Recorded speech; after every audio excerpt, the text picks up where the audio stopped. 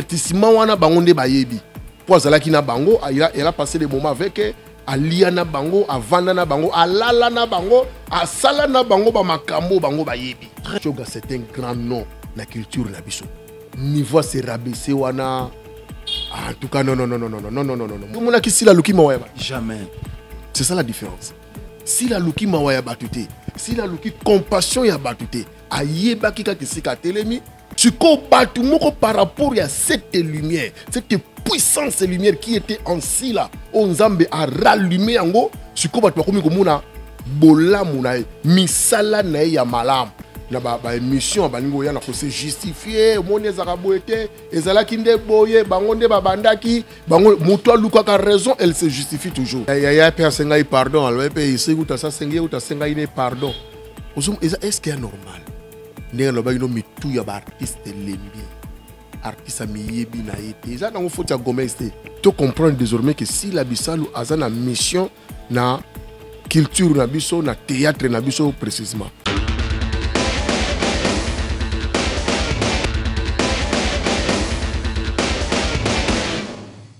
Bienvenue sur Boloko officiel. Merci beaucoup Nabaï Ndeko Nabiso, Bazako Nabiso partout dans mon Mobimba en tout cas. Merci beaucoup pour la confiance et fidélité. Bozako Pesa Biso a on a Boloko officiel à Bako Kigolo Zavi. Merci beaucoup. Nababoni Nabiso. Bon continuez, bon partager, bon liker, bon s'abonner, belé en des autres pays en pagaille. Nakati a chaîne Nabiso ici ka banalise kitoko zoleka. Et ça toujours Yamabino ba star bientôt bagage zokota ba ilubu pe kokota. Borozala jamais déci, boro se retrouver partout ici ka bozwami. Ngawabino MCC la sécurité yasuka ya baba cook maman zozona un de ba gros bisous na bino maman zozoma c'est mbongo asunga rabatu sans que tout na point de vue na bango sans que tout na ba état d'âme na bango tika nzambe alola a continuer ko pambola yo pour papa maman elimizi imi national maman nyota chouchou na lipasse ya batu ya mam si la biso na kati ya Londres mambote belé nzamba batelo pe place aux aleli na bike mabanga nanga ekomela ka magobeta karamer mais ekomela kayo mokolo c'est moko onzambe akotama na motema na kuki okaniselanga bolamu. Merci beaucoup na président Yosh na Canada, le président de tous les abakou qui bambote belé nzamba continue ko batela yo opeso pe mayele pe boigna par rapport ya musala oza ko sala pe meni à notre produit qui est Silla Bisalou madame dernier prochain moi c'est à moto babil léopard ya cinéma congolaise Silla Bisalou numéro 1 na bango nyonso Bekam Pomba Yason. Na pesi mbote na tantine Christine Bisalou et Christelle Bisalou, je m'excuse. Famille Bisalou, mbote ebele Niki Bisalou, bambote ebele nzamba continue toujours au pambola bino. Na yemoko la DG Bolo Koko Dorcas, maman abato ya mam Silla Bisalou bambote ebele nzamba pambola pe batelo na bébé. Zamba zala toujours nabino. Na ma caméra, na les mignons bonbons, les mignons garçons des abakouk, na combo ya Diedo, bambote belé Diedo. Merci beaucoup pour misanga et sous beau les plus beaux. Émission Nabiso Alelo, na mbeli bino confrère nanga, notre frère à moi, grand frère Isusu, mon vieux à moi qui na linga mingi, na combien vieux Gauthier business to mer kolobela par rapport ya passage médiatique et oya ndeko Nabiso, star Nabiso et puis comédien Nabiso Mboka qui est bijou la reine qui manja au moment prophétesse nenge alobi par rapport à bande comme famille Libota batika ko se manquer na batika ko attaquer eza malamu te. Deuxième analyse Nabiso lisusu na kati analyse mon kaka oyo toko lobela lisusu par rapport ya tricage dans zela ya Gomez pourquoi azo sala boiko sambu saba ene na kati ya musala pa toko benga ba yaya te parce que ye par exemple mokola komela déjà ba ene na kati ya musala pourquoi azo sala bongo eza malamu te. Surtout ensemble na caméraman na biso afon la champ na yamba invité na biso du jour qui est notre Gauthier business. Bonjour mon vieux Gauthier. Oui, bonjour MC, bonjour na DG Dorcas maman na Bisalou. Tembote et puis na pesi na babakou qui nous surtout ba meilleur fan du monde. Je m'excuse aujourd'hui, je suis un peu mal. Santé les autres déranger moi mouké. Mais to pesi mbote na président na biso Yoshua. Tout seigneur, tout honneur, tout pesi mbote na maman Elimbizi, hymne national pour ceux qui zobeta mutu tout. A Telimaka, Tabou Fatou, to pesi mbote. Mami Dachou, Nzongo, Abakou Kasolo na pesi mbote na maman. Marie-France et Génie na Yulus na Bundeswana. Donc, na batunyo so balinga kabiso. Encore une fois, bonjour na bino nyoso.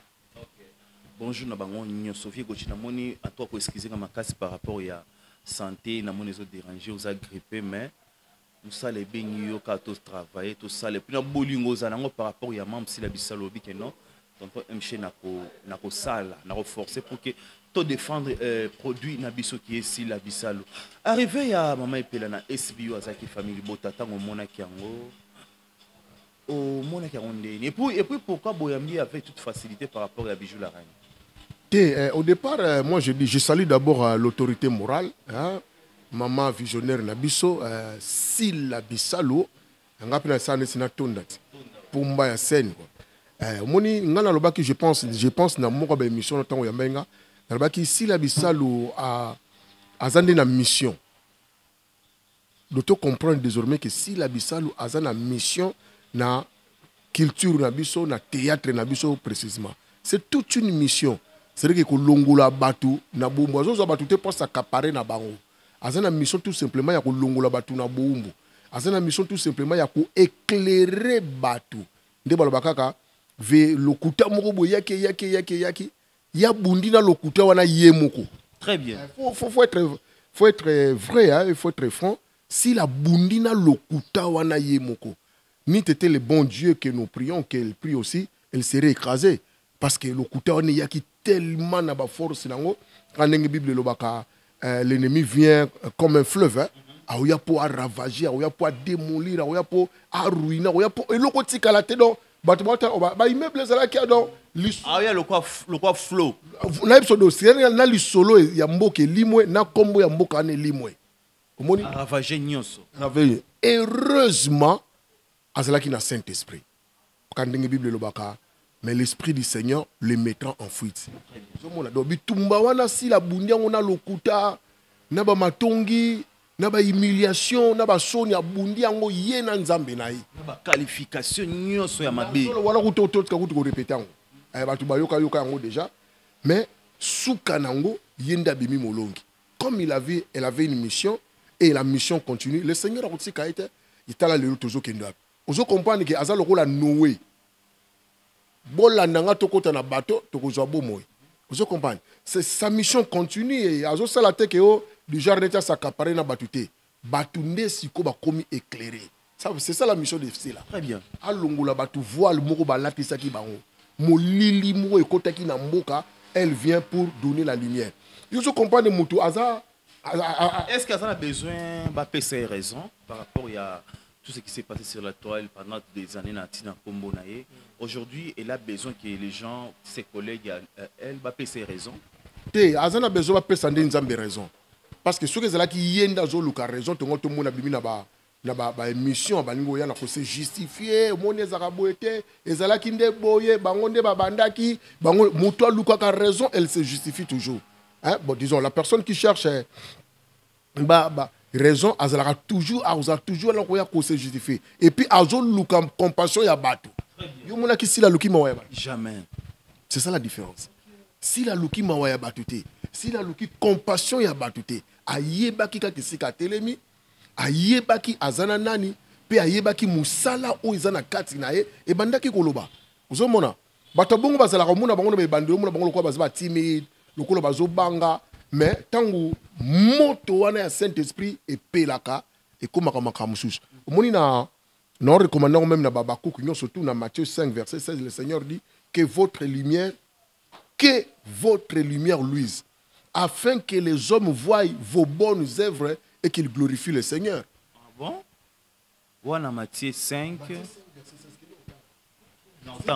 C'est-à-dire qu'elle a cette mission-là. Si quand lumière naïe et peli, nous avons la compassion à se justifier, on a besoin de boyo kilanga mawa te.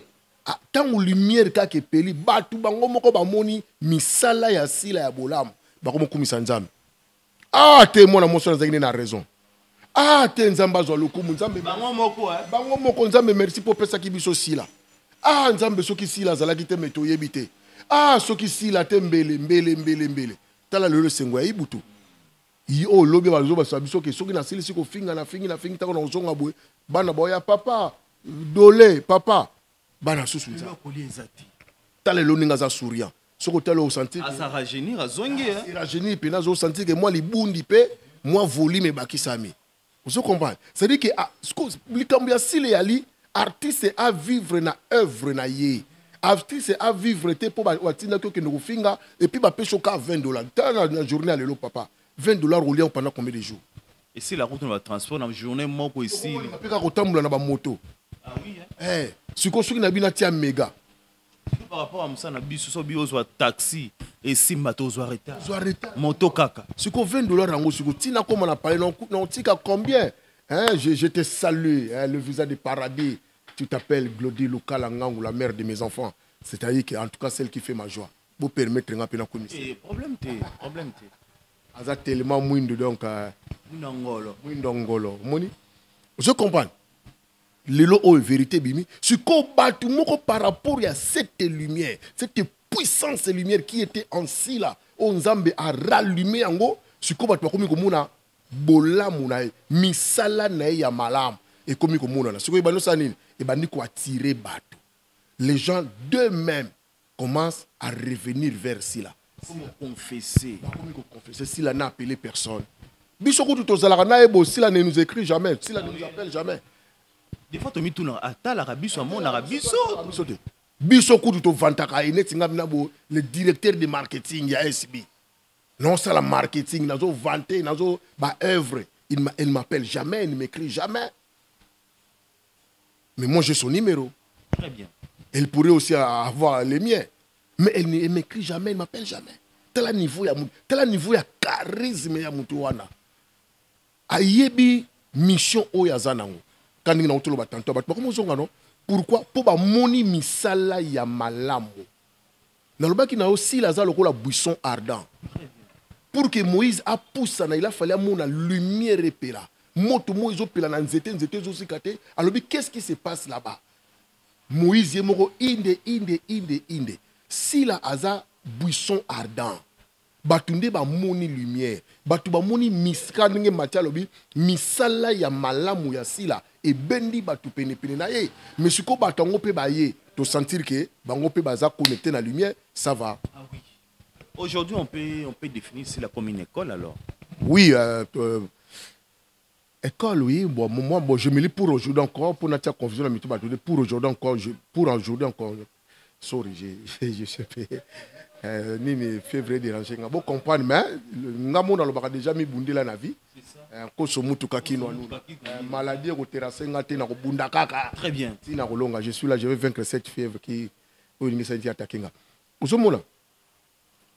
Donc, le long de la ligne, buisson ardent. Cette lumière qui attire, c'est la Bissalo. C'est ça, si la Bissalo, buisson ardent, le fait qui attire, si la Bissalo. Arrivé et passage médiatique, il y a Bijou la Reine. C'est comme ça, s'attaquer à moi qu'on a 7e bagarre. Hein. Parce que jusque-là, des fois, c'est un pardon, 7e bagarre, ne moutazone. Alors, bois qu'il est, pique à tout cahier, abi non, parce que à 5 ans qui garantit, parce que ça qui est, elle était pressée, c'est pour cela qu'on s'est pardon. On a 7e bagarre, pardon, il y a Bijou la Reine. Il ne fallait pas s'en parler. Le fait qu'à la reine, n'a pas humilié, tout ça. Alors, Bijou la Reine, elle a passé à la télé, elle a dit que non. Et ça, elle a bon côté. Ce qui est là, que pour cette bagarre à Zoloba, c'est qu'il faut que chaque fin du mois, il faut foutre la reine, mais il faut foutre la. Et puis, il y a le biboé. Famille Bota, a bendi bango mato, a bitoye bani. Likambato bani ne pelisi moto, ni kolobani. D'abord, nous condamné Bijou. Nous avons dit que soir dans temps et beti. Mututu azali attiré. Au moment où Bijou c'est plus fort que lui. Pour nous, ça c'est plus fort que Bijou. Donc, asali abimi, asali le komo boy. Donc, ça c'est la force même de Dieu. Dans le bakanayo, mais rappelez les choses. Je pense que je l'ai dit dans l'émission. Nabato, surtout le Seigneur a prédestiné.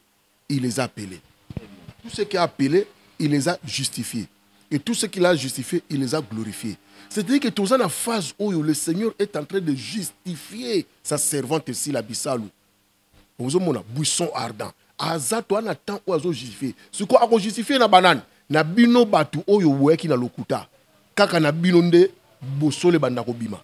Et c'est plus fort que Bijou. Bon, gloire à Dieu. Pour Nabiso, ils ont malamu parce que mission ya Nzambe, eza kokokisama lokuta oyo yaki na sensé vérité yaki malé comme le seigneur n'escalier pe comme le oyo eza ko écraser lokuta c'est sûr que ozomona so ozotala pe bien so ozolana pe bien omona ki bato bakomozanga mamba koloba. Ah oui, bah argument c'est mais on a fait émission et diminuer ça et soutenir les alaki. Est-ce que dans ce qui mutu? Ce qui mutu oh. T'as un peu comment mutu c'est gagné. Ezaka ba rigolo. Ezaka ba rigolo. Comprenez-moi, c'est l'ambiance de notre émission parce que Tobi a vraiment un problème. Toi un problème. Ah vraiment toi un problème à mon côté. Il y a pas de problème parce que Tabou Fatou Bazali, maman Elimbi Bazali donc voilà, toi tu as le problème mon côté. Voilà, ça va. Tabou Fatou modèle bamboté. Talaka Tabou ce qu'on a pas na Bakouk, tu as choisi la meilleure part, la meilleure dont la meilleure départ qui puisse exister na scène moi c'est choisir à cause de la Bakouk. Ozomona. Sikoyo tant où ya yona c'est plus fort que ya ça c'est aussi to leki na makambwana.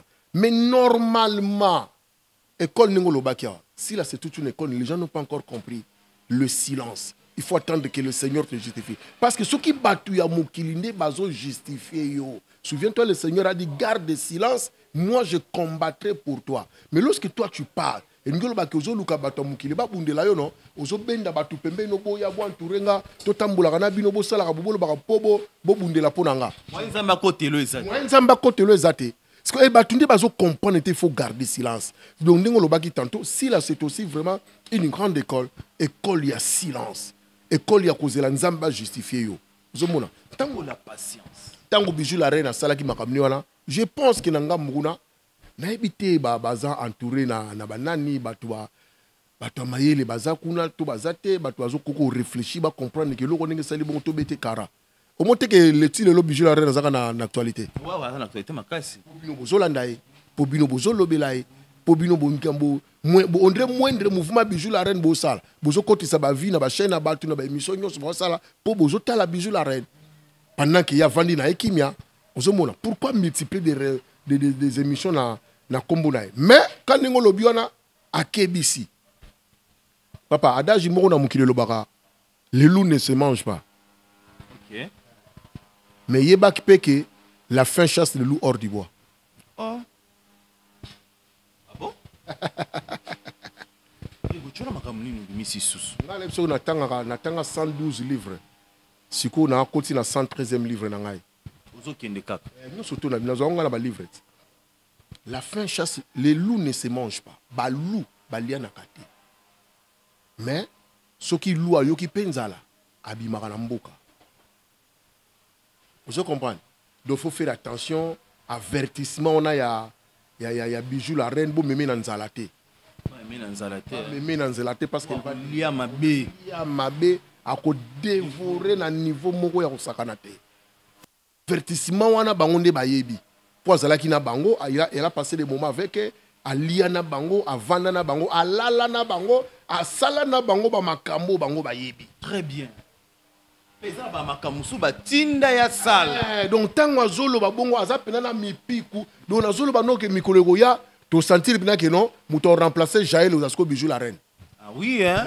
Mais apparemment famille Bota balinga kimia te. Ba bi ke muto penza azaki proche ya mutu na biso, mais bozo pousser kaka abimisa sanza. Pourquoi?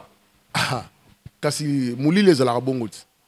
Mulile compliqué bango. Mulile za monde ya ba confusion, za la monde ya ba kuna c'est la loi du plus fort qui trône hein? Et puis kuna pardon za la raté. Yo zo mona muto sengi pardon mais puis batukanda. Ngape na tika mona biloko wana te. Parce qu'on a monde ya ténèbres à la bombe, balinga pardon te. Biso na lumière. Ata au servir bango des années. Jour ka au ça erreur ya mission moko balieyo. Pardon zate. On a pardon zate. Biso n'est très important. On a biso la lumière, sika buissoir de ali, lumière eza yango moni ba ibutu ba banana Emelia, ba mama epela toza mo belé bazo ya bango parce que chez nous c'est la lumière, il y a le pardon. Chez nous, c'est la lumière, il y a le pardon. Fima Gaëtan qui sait comment on est à Gabi, n'a pas ses mots tébélé. Félicitations en tout cas. Mon frère Kené Libosoko s'arrêter, c'est comme ça la vie. L'homme doit se battre. Donc, mi bundele le bango vegochi en tout cas. Idée qui toko makasi, forcer, percer. Zala lobby producteur, pe amune na mboka la biso et ça la biso bien makasi. critique par rapport à bandeko bato abi babako ki botali film était un film état la matière. Que au film est la matin ndeni. Tu comme déjà la combien de vies? Oui, il y a le premier épisode qui est déjà 100. Alors, papa, 100 000 personnes battent à l'épisode du Moro. Ils ont à la maté. Et puis, au moment biso to aloko na bakana yo ba film na biso za la livre Molière.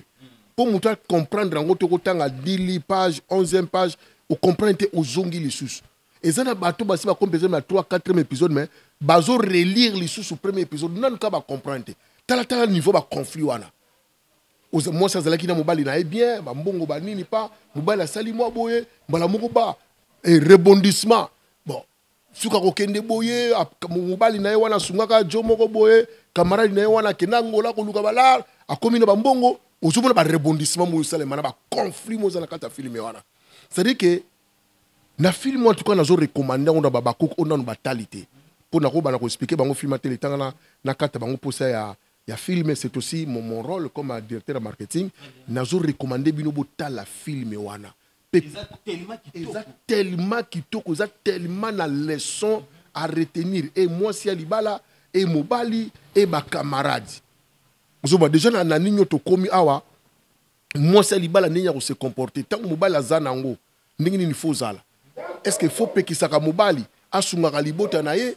Pour yo lingaka ya yo baliaka ya mobali doso comprendre ça ba leçon morale mobo na yebi ke tito ko manasuka batu ba ko comprendre ndenge ni faut se comporter ba nto sengi nous avons pe na ndako alibala ozomona il y a des choses qu'on ne peut pas faire makamu zala moi ebele moni parce que moi je me dis soki ngana zana na kamare na ngato nde tozali bo m chose na moi sina yo lobby yo komi na moi best ngana komi na moi bojiba nini na komi na moi sino elingiro ke banda kala banda ko la moi sina très bien.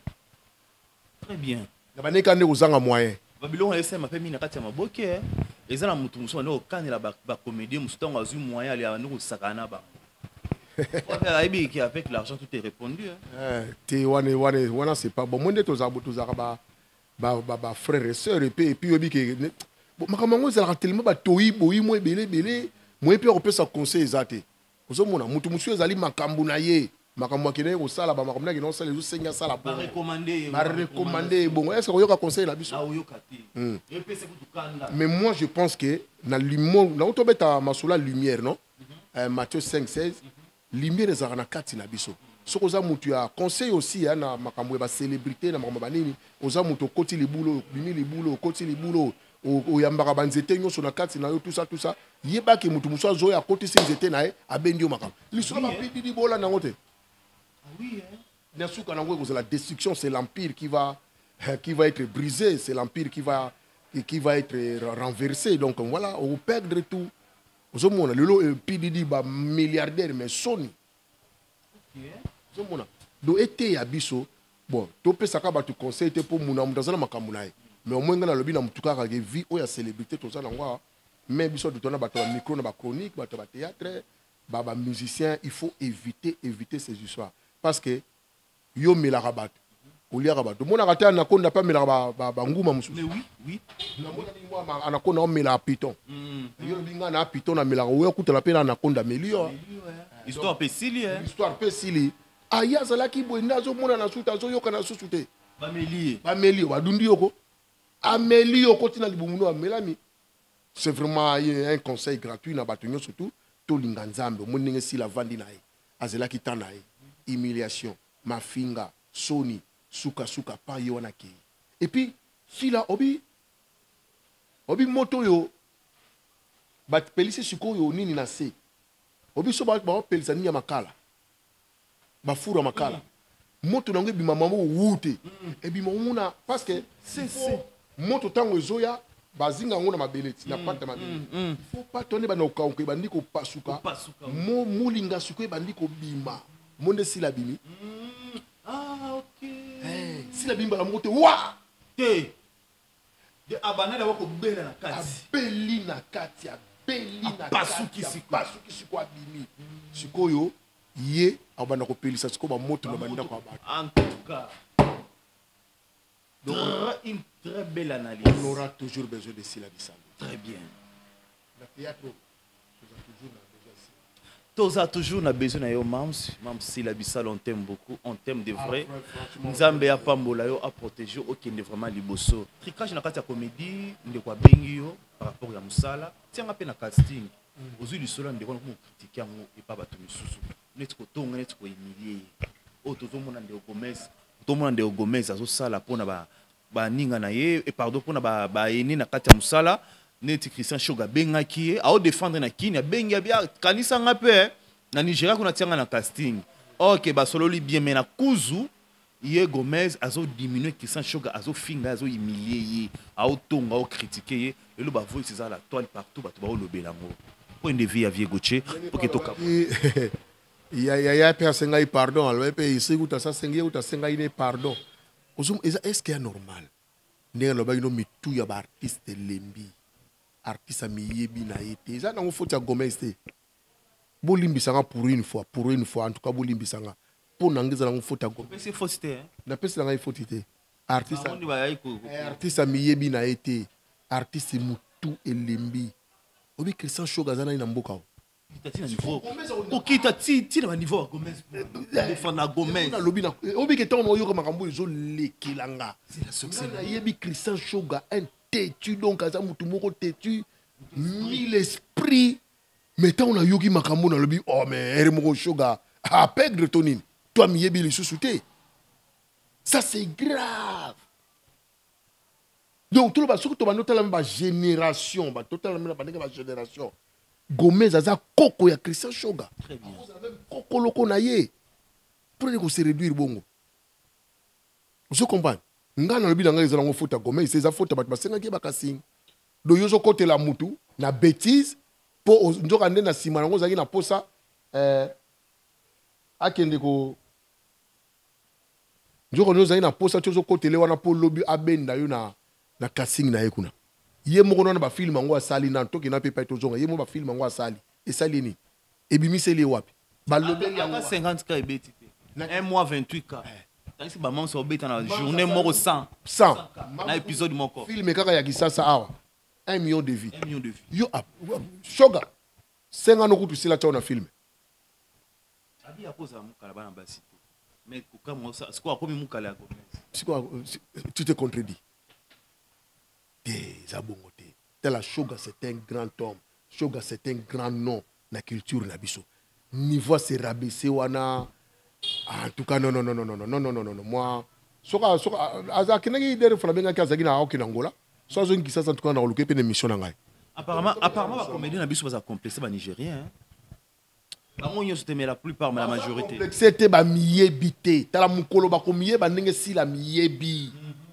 Ndenge sila amiyebi mukolo ba komiyeba ba makamusu ba osala ngo shooter artiste aza lokola mini moko bo bavandi batunde fuba ya luka yo oza artiste ngala se plana ni matuna ya gabi yo komo senga mbongo ya bi mina za artiste ba sale la kaye très bien artiste luka kaye artiste ba zo rêver na vana pembeni na kangata photo ba artiste donc naza artiste tala muta miyebi mbongo na ngana futa te afuti yango pété hein afuti yango pété biso to futela et puis futa mi je peux se futa bana ba futeli po amiyebi abinga naza Gabriel na miyebi naza artiste nga fo ba salela nga il faut ba pesa nga obi artiste anene ko fona mna na parler pina bomo na bina bo appel boni papa nabia pesa na ni na yo not no tap 5 mob dans le vide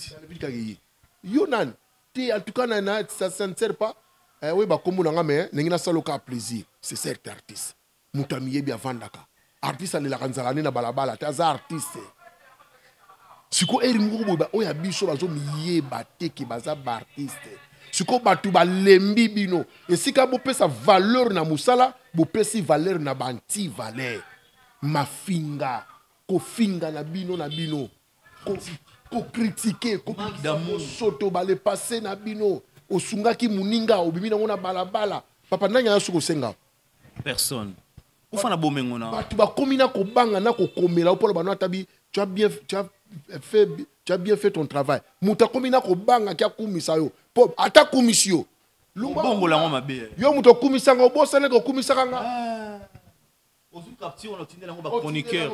Atala kuta komisaka nga. Albaka nga ki osala ka musala bia obosani. Ba mutakumisi yo. Mais comme problème. Andimi musala na yo. Andimi musala. Nos artistes faut pas komisa yo. Eri mona mona mutu ba tulembi. Bato ba miyebite. Ndenga na komisa sila na lobi sila za buisson ardent. Siko ba lobi okama mona sila zui vidéo. Gote kuta benga nga buisson ardent. Ekitisi eti. Oh, mais il faut na komisa yo. Ba bengi mutu. Te nala nga te pasila no tanga la ba ko mamsute. Nga na olbaka mambasila. Merci beaucoup, Vieux Gauthier. Tu as souka batuba retenir par rapport à passage na yo na pas na chaîne biso Bolorok officiel. Te ba retenir que nous devons d'abord être vrai avec nous-mêmes, vrai vraiment avec nous-mêmes. Faut tous la vrai so lingi mutu so lingi mutu yami balé non senga na batu to ata to sala ba émission to valoriser pe la culture na biso parce que ba artiste na biso baza batu ba te ya kabiso ba valeur bate ya kabiso ba vertu bate ya kabiso ba enseignant kabiso kibo moto to linga bango to encourager bango na musala na bango mo pe ba miyeba o bazali biso to sala effort ngam na biso to lobela binoti mais bino mo pe bo miyeba boza banani artiste azanani richesse ni eza kati na ye qu'est-ce qu'il peut produire qu'est-ce qu'il peut gagner do yemoko aza aleki même na or. Il faut artiste amiyeba. Artiste à cause de la coller na sima, à cause de la musima muninga na yete. Na ye to sali musalo pesi yanga na ke yotikali na liambongo na menga na lembongo. Artiste fona vanda ba benga ngai. Po ba benga ngai. Artiste ba pensaka na ye. Artiste ba pensaka na ye. Artiste ba leisaka ye. Artiste ba sala ke ba cadeau, il vit des cadeaux, des présents. Il y a bateau ba linga kaye. Mais pour comme à bongo, il faut ça appeler Moussala Malam.